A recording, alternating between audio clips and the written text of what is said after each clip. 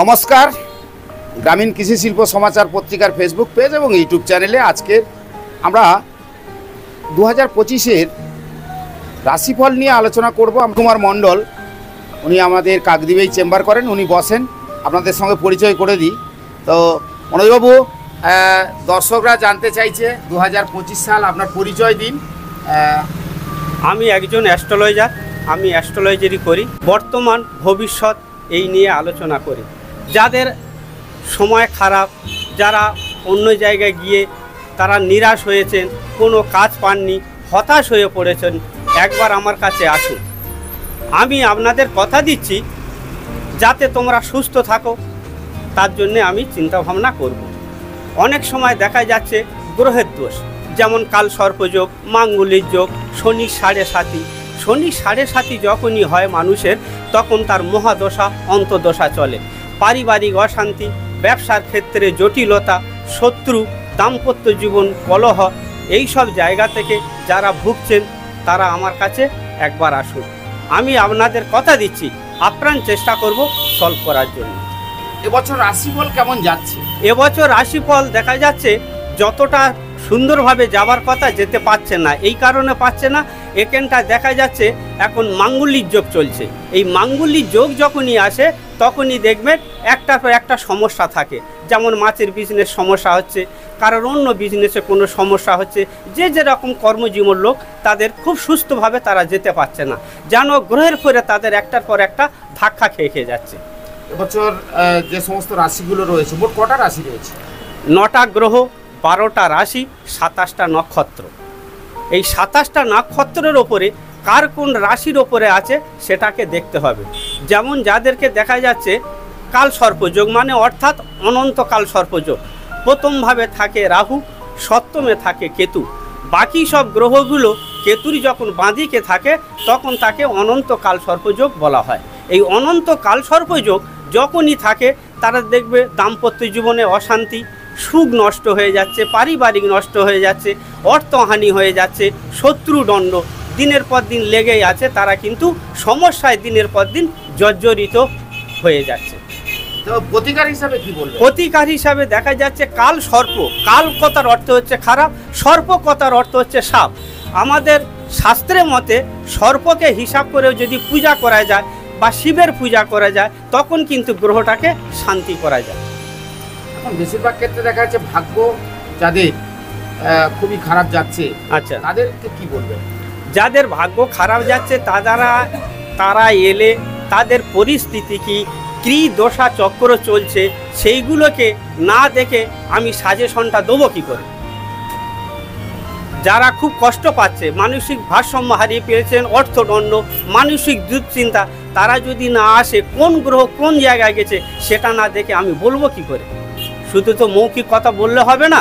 পরক্ষণে দেখা যাচ্ছে মৌখিক একটা কিছু বললাম, কিছু হলো না, তখন আমি তাদের কাছে অপ্রিয় হয়ে গেলাম। আশা করি বন্ধুরা আপনারা আসুন, ভালো মনে আসুন, সুস্থভাবে আপনাদেরকে পাঠাবো। এখানে এবছর যে 9টা গ্রহ এবং যে 12টা রাশি, এই রাশি অর্থাৎ মেষ রাশি থেকে যে কটা রাশি রয়েছে তাদের এই 2025 সাল কেমন চলছে? যেমন মেষ রাশির কথা আপনি বলছেন, মেষ রাশি দেখতে হবে কোন গ্রহ কোন নক্ষত্র কোন জায়গায় গেছে। শুধু মেষ রাশি বললে তো হবে না, কিন্তু এমন এমন লোক আছে দেখা যাচ্ছে একজনের মেষ রাশি বৃহস্পতি অষ্টমে আছে, বা দেখা যাচ্ছে কারো শনি 7.5-এর ভিতরে ঢুকে গেছে। তখন সেই জায়গাটা আমি না আসা পর্যন্ত আমি কাউকে কিছু বলতে পারবো না। মানে এক একটা রাশির এক একটা যোগ রয়েছে। তবে এই যে 2025 সাল যে ভয়াবহ সময় চলছে, একটার পর একটা, তাতে করে কি বলবেন? তাতে করে আমি একটাই জিনিস বলবো, যার এই 2025 কোনো এমন এখন লোক আছে, ব্যক্তি আছে, দেখা যাচ্ছে তার 2025টা বামপাল চলছে। তখনই বামপাল চলছে, তখন দেখতে হবে বৃহস্পতি শনি বা মঙ্গল যাদের অষ্টমে বসে আছে, তখনই দেখবে তাদের ব্যবসা বাণিজ্য শারীরিক মানসিক তাদের ঠিক আছে। আর যখন দেখব ওই তোমার মেষ রাশি দেখা যাচ্ছে কোনো কেতুর দশায় ঢুকে গেছে, কেতুর দশায় যখনই ঢুকে যাবে তার তখনই দশা আস্তে আস্তে ডাউনের দিকে আসবে। আর যখনই ডাউনে আসবে তখন সে নিজেকে নিজে হতাশ হয়ে পড়বে। মোট তো 12টা রাশি, হ্যাঁ, তো 12টা রাশি 20 এরপরে বিষ রাশির কি খবর? বৃষ রাশির যারা আছে দেখতে হবে তাদের নক্ষত্রটা কি। যেমন ধরো না জন্মলগ্ন, তাহলে আমার জন্মলগ্নে দেখতে হবে তার কি আছে। তাহলে জন্মলগ্নে যখনই তার নামের ওপরে দেখা যাচ্ছে তখন তো আমি তো ডায়াগনোসিসটা করব। এবারে কোন কোন রাশি দেখা যাচ্ছে, একটা রাশির ওপর হয়তো 14 জন আছে, তা 14 জন রাশি তো আর একদিনে জন্মায় না। তাহলে আজ কেউ জন্মেছে, কেউ কাল জন্মেছে, দিন না রাতে, এগুলোর একটা তো ব্যাপার আছে। এবার সেই ব্যাপারগুলো যারা আসবে তাদের নাম নিতে হবে, তাদের গোত্র নিতে হবে, তবে তো আমি সেই জায়গাটা গিয়ে পৌঁছাবো। ভাগ্য বিচার করতে গেলে সমস্ত কিছু বিচার করতে হবে, তবে তো আমি তো একটা জায়গায় গিয়ে তাদের ওপর একটা ডায়াগনোসিস করব বা তাদেরকে বোঝাবো। দর্শক যারা দেখছেন, যারা দর্শক রয়েছে, হ্যাঁ, তারা রাশি যে এবছর কটা রাশি রয়েছে তাদের এই মুহূর্তে কেমন চলবে বা এই রাশি অনুযায়ী তাদের কেমন চলবে? এই রাশির ওপরে প্রথম 27টা নক্ষত্র, তো এই 27টা নক্ষত্রের মধ্যে দেখা যাচ্ছে পুষা নক্ষত্র। পুষা নক্ষত্র এই 25-এ কিন্তু ভালো চলছে। যারা পুষা নক্ষত্রে তাদের কিন্তু ভালো চলছে। যেমন হচ্ছে কি শনি কিন্তু এবছর খুব একটা ভালো করছে না, তাদের কিন্তু সমস্যা দেখা যাচ্ছে। পুষা নক্ষত্র তো সব ব্যক্তি জন্মগ্রহণ করেনি, কিন্তু যাদের পুণ্যাসা নক্ষত্র তাদের পক্ষে ঠিকই আছে। বা দেখা যাচ্ছে তোমার মীন রাশিরও মোটামুটি ঠিকই আছে, কিন্তু বাকি যে রাশি বা যে নক্ষত্রগুলো তাদেরকে খুব ডিস্টার্বের খাতায় আছে। রাশি ফল অনুযায়ী যে ভাগ্য বিচার করা হয় তাতে করে এবছরের যে কটা রাশি রয়েছে, আচ্ছা, তাদের কি পরিস্থিতি রয়েছে? আমি তোমাকে একটাই কথা বলবো, যেটা বললাম হচ্ছে কি পুষা নক্ষত্র রাশির যোগফলগুলো ভালো আছে, সেটাই তো আগেই বলে গেছি। কিন্তু এবছর অন্যান্য গ্রহগুলো যেটা 27টা নক্ষত্রের মধ্যে দেখা যাচ্ছে 5টা ভালো দেখা যাচ্ছে, বাকি 27টা সব গড়বড় করছে। 17টা, তাহলে এই 17টা যখনই গড়বড় করছে, যার অসুবিধা হচ্ছে, তাহলে সেই ব্যক্তি ঘুরিয়ে আমার কাছে আসতে হবে। আর আশাটা তাদের ব্যক্তিগত ব্যাপার, আমি তাদের তো জোর করে আনতে পারবো না, আশাটা তাদের ব্যাপার।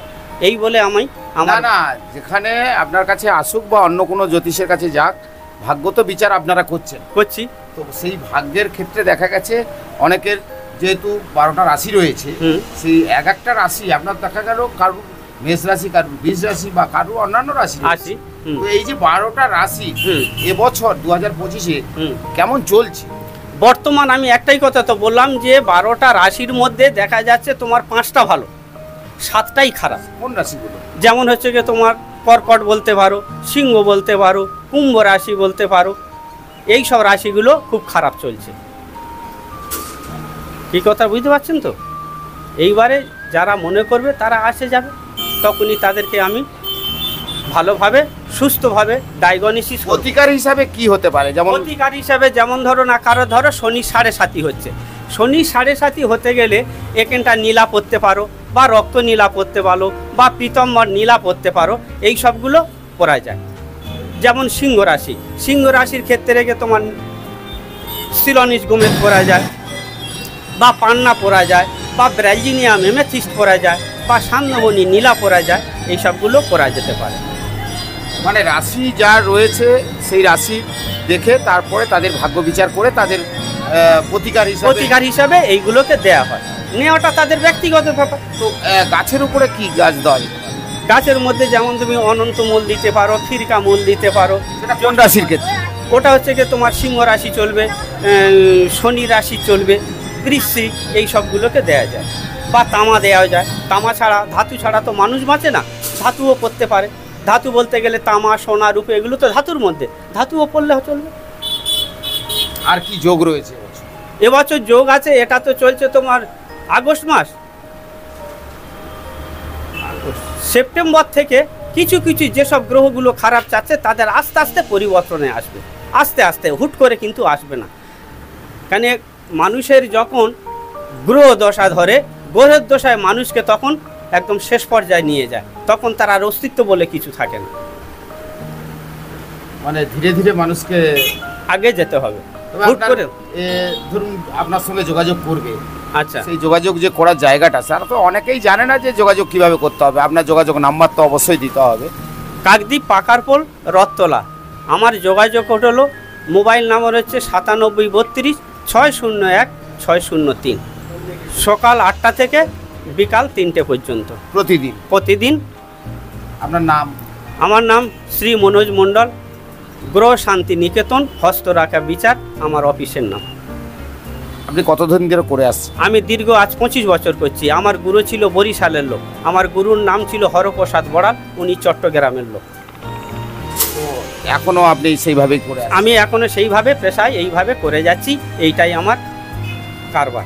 আপনার কাছাকাছি অনেকে আসতে পারবে না, মোবাইলে আপনার সঙ্গে যোগাযোগ করলো। মোবাইলে যোগাযোগ করবে, মোবাইলে যোগাযোগ করলে এবার আমি তার প্রশ্ন নাম বলবে, নামের উত্তর দিয়ে দেবো, এই হচ্ছে তাই হচ্ছে অমুক তুমুক, ব্যাসেই তো। দেখা গেল মানুষ আপনার কাছে এখানে আসতে পারলো না, কিন্তু সে যোগাযোগ করে আপনার সঙ্গে কথা বলে প্রতিকার হিসাবে কিছু জানতে চাইলো। প্রতিকার হিসাবে জানতে চাইলে নাম বলবে, তার জন্ম লগ্ন এবং তার নামের কুষ্টি থাকলে কুষ্টিটা এবারে আমাকে হোয়াটসঅ্যাপে পাঠাবে, এবারে দেখে বিচার করব, করেও আমি আবার হোয়াটসঅ্যাপে ছেড়ে দিয়ে দেবো। প্রতিকার আসতে পারলে ভালো, না হলে এখন তো তোমার ডাকযোগে ব্যবহার হচ্ছে, পাঠিয়ে দেওয়া হবে, পাঠানোর ওপর নির্ভর করবে এবার অর্ডার দিলে। ধন্যবাদ। এতক্ষণ আমরা সবার সঙ্গে এই আলোচনাটা করলাম। তবে এই যে ভাগ্য বিচার করাটা সম্পূর্ণ আপনার, আর কারণ যেখানে গ্রহ নক্ষত্র রয়েছে সেখানে কিন্তু ভাগ্যর বিচারের একটা প্রশ্ন থেকেই যায়। তবে জ্যোতিষ শাস্ত্রী যিনি আমাদের মনোজবাবু, উনি বললেন, এতক্ষণ তো গল্প হলো, কথা হলো, আপনাদের সঙ্গে নিশ্চয়ই আবার কথা হবে। আমরা প্রতি শনিবার আপনাদের জন্য একটা করে কন্টেন্ট রাখবো, যে আপনাদের এই সময়টা কেমন চলছে এবং তার প্রতিকার হিসাবে কি পেতে পারেন, সেটা কিন্তু অবশ্যই আপনাদের কাছে এই নাম্বার দেবো, নাম্বারে যোগাযোগ আপনারা অবশ্যই করবেন এবং প্রতিকার হিসাবে অনেক কিছুই পাবেন। তবে সবাইকে বলবো যে ভাগ্য বিচার নিশ্চয়ই আপনারা করাবেন, তবে আপনারা যাচাই করে নেবেন তার আগে।